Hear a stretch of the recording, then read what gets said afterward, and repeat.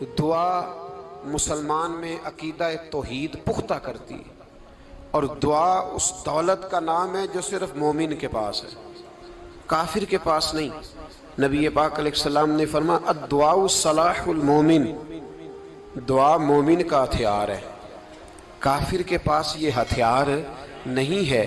مومن جب اپنے مالک کے حضور دعا مانگتا ہے نا، دنیا میں آپ کسی سے زیادہ مانگیں تو وہ ناراض ہو جاتا ہے، وہ کہتا ہے بھائی تو نے تو کام بنا لیا ہے، کل بھی دیا تھا، پرسوں بھی دیا تھا، روز روز تجھے کون دے؟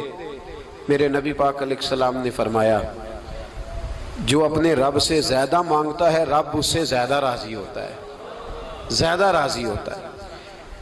اب دعا مخصوص اوقات نہیں دعا کے، فرمایا اذا دعان، جب بھی دعا مانگو گے تمہارا رب تمہاری دعا کو، جب بھی دعا تو دعا کرتے رہنا چاہیے، ہر وقت دعا میں بندہ شامل رہے، اللہ کے ذکر میں شامل۔ یہ جو قرآن مجید نے کہا نا یا ایھا الذین آمنوا اذکروا اللہ ذکرا کثیرا، اے ایمان والو اپنے رب کا ذکر کثرت سے کرو، وسبحوہ بکرۃ واصیلا، اور صبح و شام اسی کی پاکی بیان کرو۔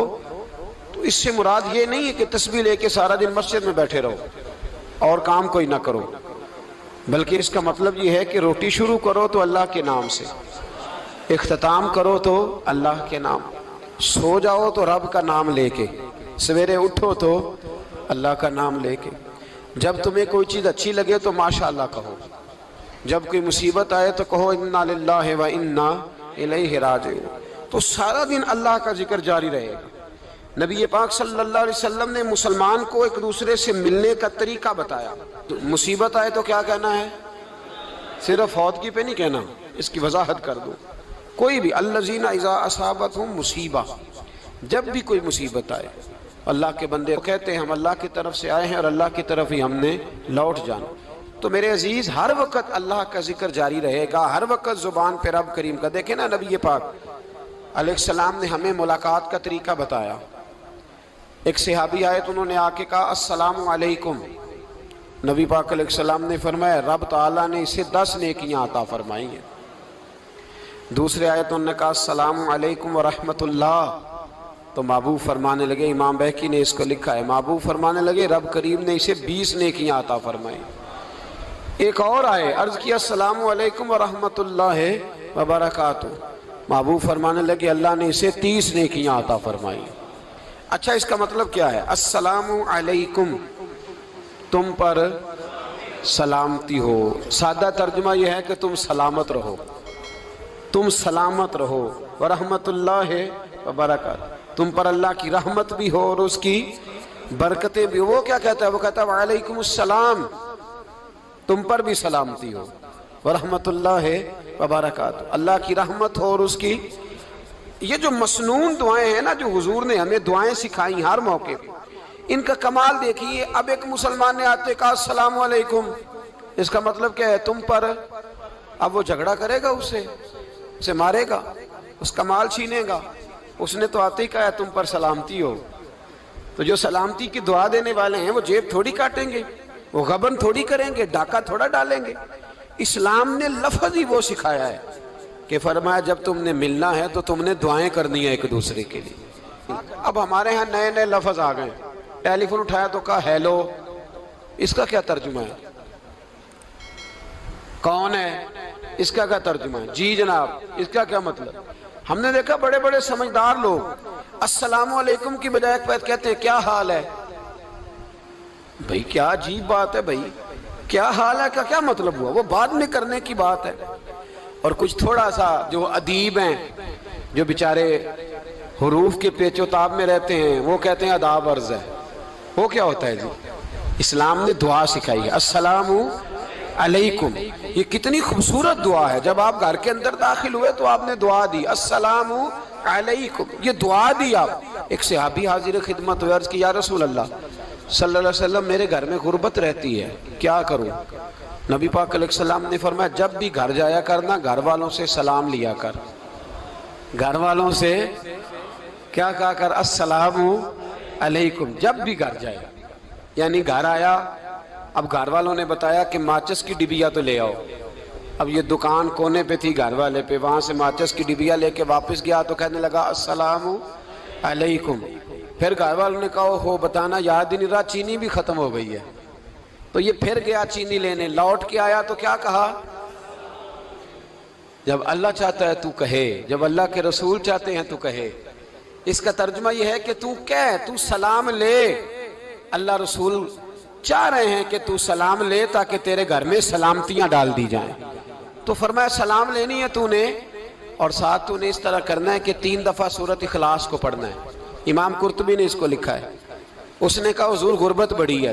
غربت بڑی ہے تو کہ وظیفہ بتائیں. فرمایا جب بھی گھر جاؤ سلام لو اور 3 دفعہ سورۃ اخلاص پڑھو. وہ صحابی کہتے ہیں میں پکا ہو گیا.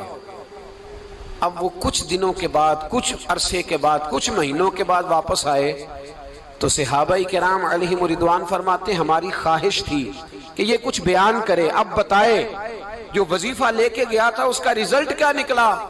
کہتے اس نے بڑی حیرت انگیز بات کی، حیرت انگیز عجیب انداز میں. کچھ لوگوں کا دل ہوتا ہے نا کہ مجھے ملے میرے پڑوسی کو نہ ملے، اور کچھ کا دل ہوتا ہے یار مجھے بھی ملا ہے اور الحمدللہ میرے پڑوسی کو ملا ہے. تو صحابی جب حاضر ہوئے تو صحابہ کہتے ہیں ہمیں تجسس تھا کہ یہ کچھ بتائیں. تو حضور نے فرمایا کیا حال ہے تیرا؟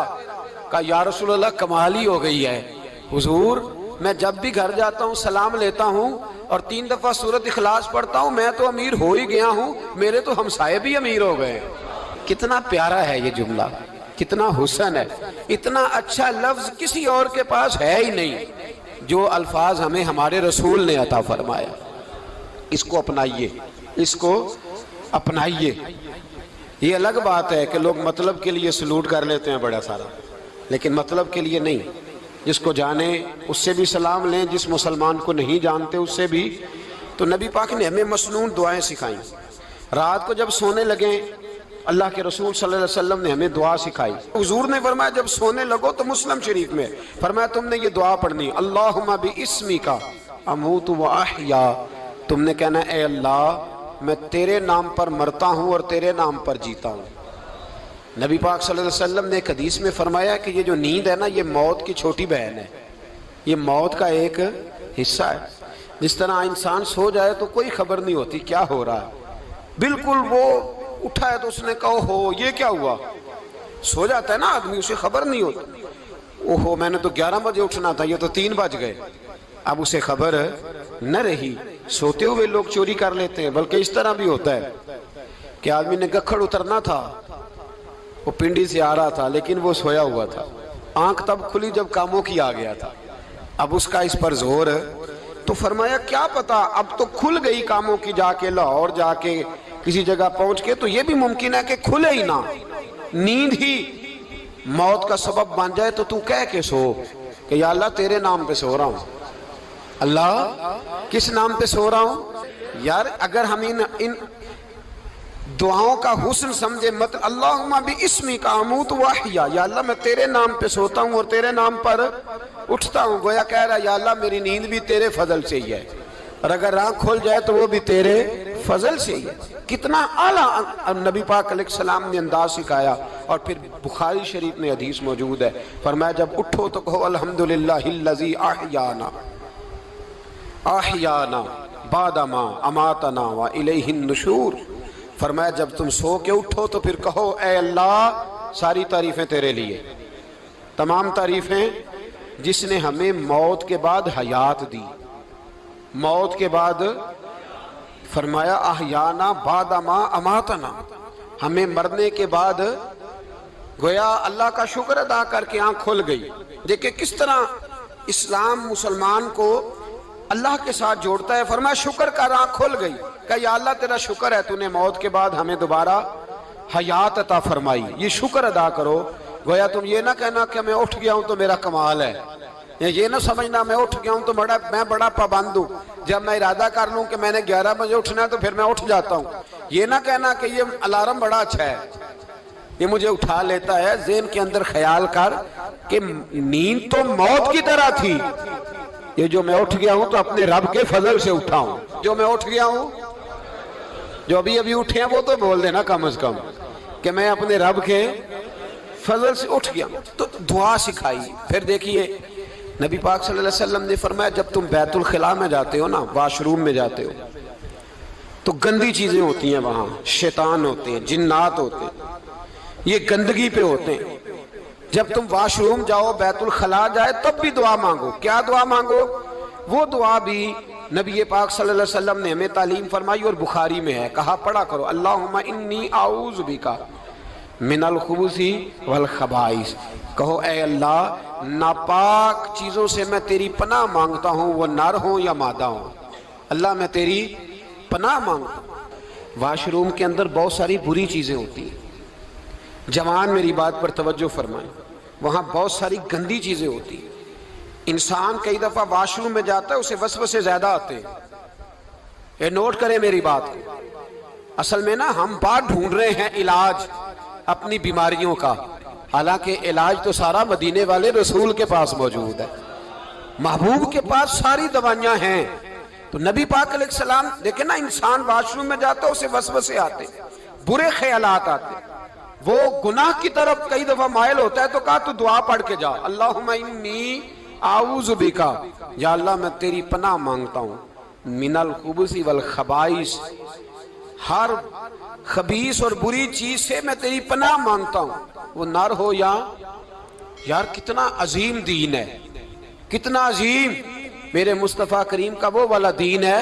اصل میں اللہ کرے بی اے پاس بچے کو بیت الخلاء کی دعا بھی یاد ہو جائے، ایسے یاد ہو جائے، اور اس کے ماں باپ سمجھ لیں کہ جوان ہو گیا ہے، تو اب ہو سکتا ہے اس کی طرف شیطان حملہ زیادہ کرے، اسے خراب کرنے کی کوشش کرے، تو لہٰذا اسے دعا سکھائی جائے تاکہ اس کو پہلے سے پتا ہو کہ میں نے اس بے ایمان سے بچنا کس طرح سے۔ اب آپ دیکھیے نبی پاک علیہ السلام نے ہمیں دعا سکھائی، مصنف ابن ابی شیبہ میں۔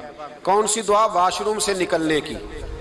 اللہ اکبر، بڑی زبردست دعا ہے، بڑی زبردست۔ آپ یقین کریں اس ایک ایک دعا پر ایک ایک پورا بیان ہو سکتا ہے، ایک ایک۔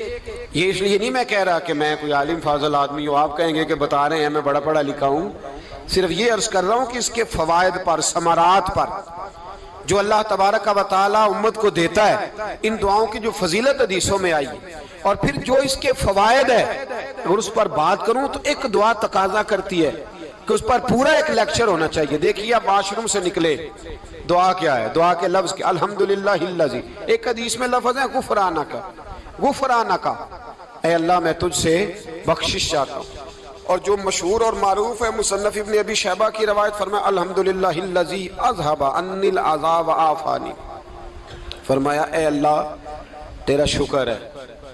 واش روم سے نکلا ہے تو کہہ رہا ہے یا اللہ تیرا شکر ہے، تو نے مجھ سے اذیت دور کی، وعافانی، اور تو نے مجھے عافیت عطا کر دی، اذیت دور کر دی اور عافیت۔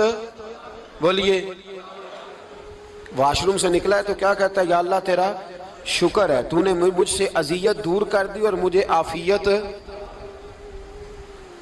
ڈاکٹر حکیم ہومیوپیتھک ایک چیز پر متفق کم ہوتے ہیں، پتہ ہے نا آپ کو، لیکن اس بات پر سب کا اتفاق ہے کہ اگر کسی کو قبض ہو جائے نا تو شاید 70 یا 72 بیماریاں لگ جاتی ہیں اس کو۔ اور جب آدمی کو قبض ہوتی ہے نا، پیٹ کے اندر فضلہ جم جاتا ہے، خارج نہیں ہوتا، اس کو اعصاب کی بیماری ہوتی ہے، اس کے ذہن پر اثر ہوتا ہے اس چیز کا۔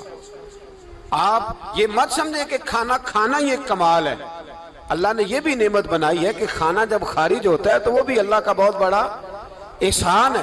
تو فرمایا تو سمجھا ہی نہیں، اگر تجھے قبض ہو جاتی، تیرے پیٹ کے اندر وہ چیز جم جاتی، تیرے لیے کتنی تکلیف کا باعث تھی۔ ان لوگوں سے پوچھئے جو اس کے بیمار ہیں، اس کے مریض ہیں، وہ کتنی تکلیف میں رہتے ہیں، سر میں درد ہوتا ہے، سر چکراتے ہیں۔ ایک بہت بڑا روڈ ایکسیڈنٹ ہوا تو ڈرائیور سے لوگوں نے پوچھا کہ مسئلہ کیا ہے، تو کہنے لگا میں قبض کا مریض ہوں، تو میں کھانا کھا لیتا ہوں تو میرے ذہن پر وہ اس قدر زیادہ گیس کا غلبہ ہوتا ہے کہ میں سخت تکلیف میں ہوں۔ نبی پاک علیہ السلام نے ہمیں سمجھایا اور بتایا کہ سمجھ لو یارو، کھانا کھانے کی نعمت تو اللہ نے تمہیں عطا فرمائی ہے، لیکن کھانا کھانے کے بعد اس کا اخراج بھی اللہ کی بہت بڑی نعمت ہے، تو اللہ کا شکر ادا کرو۔ پھر جب آپ گھر سے نکلیں گے تو بھی اس کی دعا ارشاد فرمائی، بسم اللہ توکلت علی اللہ، اللہ کے نام سے گھر سے نکلتا ہوں اور میں نے بھروسہ بھی اللہ کے نام پہ کیا۔ جب گھر سے نکلیں تو کس کے نام پہ بھروسہ کریں؟ بولیے حضرت رابعہ بصریہ رحمت اللہ علیہا، آپ تشریف لے گئیں حج کرنے، جس دن واپس آئیں اپنا اونٹ کہہ گئیں جاتی دفعہ، کہنے لگی اللہ میں تیرے حوالے کر کے جا رہی ہوں اور بسم اللہ توکلت علی اللہ، بھروسہ بھی تیری ذات پہ ہے۔ جس دن واپس آئی نا اسی دن کسی نے بتایا کہ اماں آج ہی تیرا اونٹ مر گیا ہے، تو اونٹ کے سرانے کھڑی ہو کے کہنے لگی مولا میں تو تیرے نام پہ تیرے پہ بھروسہ کر کے گئی تھی، تیرے حوالے، میں تو تیرے گھر گئی تھی۔ تو لوگ کہتے ہیں اماں کے منہ سے لفظ نکلے تو اونٹ زندہ ہو کے کھڑا ہو گیا، کھڑا ہو گیا ہوں۔ تو اماں کہنے لگی نہیں تمہیں ہی غلطی لگی ہے، مرا ہی نہیں تھا، پہلے سے ہی موجود تھا، گویا اپنی کرامت بھی نہیں ظاہر ہونے دی۔ تو بھائی گھر سے نکلیں تو کس لفظ پر کہ یا اللہ میں تیرے بھروسے پہ نکل رہا ہوں میں، اس کے دو فائدے ہوں گے، ایک تو آپ اللہ کی امان میں جا رہے ہیں، اللہ کی امان میں آ رہے ہیں، اور دوسرا جس گھر کو آپ چھوڑ کے جا رہے ہیں اسے بھی اللہ کی امان میں دے کے جا رہے ہیں۔ تو کتنا لذت والی دعا ہے جو نبی کریم علیہ السلام نے ہمیں سکھائی۔ اب ذرا حدیث سنیں خوش ہو کے، دیکھیں حضور نے دعا سکھائی، فرمایا جب دیکھ لو نا کسی کو ہنستا ہوا، کیا کرتا ہوا؟ ماشاءاللہ آپ تو ہنسنے لگے۔ جب کسی کو ہنستا ہوا دیکھو تو کہا کرو اضحک اللہ سنک، یہ دعا یہ بخاری ہے، فرمایا دعا مانگا کرو جب کسی مومن کو ہنستے ہوئے دیکھو تو دعا مانگو اضحک اللہ سنک، اللہ تجھے ہنستا ہی رکھے، اللہ تجھے، بولیے جل نہ جایا کرو کہ میں پریشان ہوں تو یہ ہنس کیوں رہا ہے، جھلا نہ کرو، بلکہ کیا کہا کرو اللہ تجھے ہنستا رکھے، اللہ تجھے۔ نبی پاک صلی اللہ تعالیٰ علیہ وآلہ وسلم نے فرمایا، ترمذی میں حضرت اسامہ بن زید رضی اللہ تعالیٰ عنہ سے حدیث مروی ہے، حضور نے فرمایا جس نے کسی کے ساتھ احسان کیا اور جس پر احسان کیا اگر اس نے یہ دعا پڑھ دی نا جزاک اللہ خیرہ، تو فرمایا اس نے اللہ کی بھی پوری حمد کر دی اور محسن کا صحیح شکریہ بھی ادا کر دیا۔ کیا کہنا ہے؟ جزاک اللہ، اللہ تجھے بہترین جزا عطا کرے۔ اس کا ترجمہ کیا ہے؟ اللہ تجھے بہترین، کیونکہ حضور فرماتے ہیں من لم یشکر الناس ولم یشکر اللہ، جس نے بندوں کا شکریہ ادا نہیں کیا اس نے اللہ کا بھی شکریہ ادا نہیں کرنا۔ تو کیا کہنا چاہیے؟ جزاک اللہ خیرہ۔ اور اگر اماں کہتی ہو بچوں کو انگریزی سکھانی ہے تو کیا کہنا ہے پھر؟ شکریہ ادا کرنے میں کیا کہنا ہے؟ Thanks, thank you. وہ خدا کے اس کا ثواب کتنا ہے؟ بولے انگریزی ایک زبان ہے، اس کو زبان ہی رہنے دیں۔